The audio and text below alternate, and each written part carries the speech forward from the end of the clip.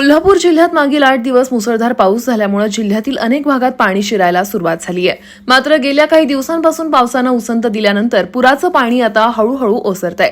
त्यामुळे आता पुरामुळे पडझड झालेली घरं त्याचबरोबर शेती पिकांच्या नुकसानीचे पंचनामे सुरू करण्यात आलेत। गेल्या 8 दिवसांपासून कोल्हापुरात मुसळधार पाऊस सुरू होता, त्यामुळे जिल्ह्यातील अनेक गावांना पुराचा फटका बसला। नदीकाठी असलेली पिकं पाण्यामध्ये राहिल्यानं शेती पिकाचं मोठं नुकसान झालंय। याशिवाय मुसळधार पाऊस आणि पुराच्या पाण्यामुळे घरांची पडझड झालीय। या सर्व पार्श्वभूमीवर जिल्हाधिकारी अमोल येडगे यांनी तातडीनं पंचनामे करण्याचे आदेश दिले आहेत। कोल्हापूर जिल्ह्यामध्ये मागच्या 2 दिवसापासून पावसाचा जोर ओसरलेला आहे आणि त्यानुसार आपली पंचगंगा नदीची पातळी आहे ती स्लोली पातळी कमी होत आहे। आता दुपारी 12 वाजता पातळी आपली जी राजाराम बंधाऱ्याची आहे ती 44 फूट 7 इंच एवढी आहे।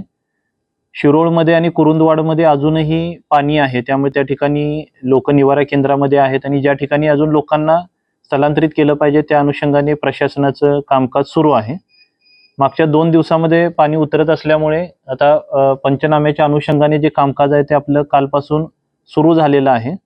पंचनाम्यासाठीच्या ज्या टीम आहेत, शहरी भागासाठी महानगरपालिका आणि महसूलच्या कर्मचाऱ्यांचा आणि अधिकाऱ्यांचा समावेश असलेल्या टीम आणि ग्रामीण भागामध्ये महसूल, कृषी विभाग, ग्राम विकास विभाग यांच्या टीमचं ट्रेनिंगही काल झालेलं आहे आणि कालपासून टीमने पंचनामे सुरू केलेले आहेत।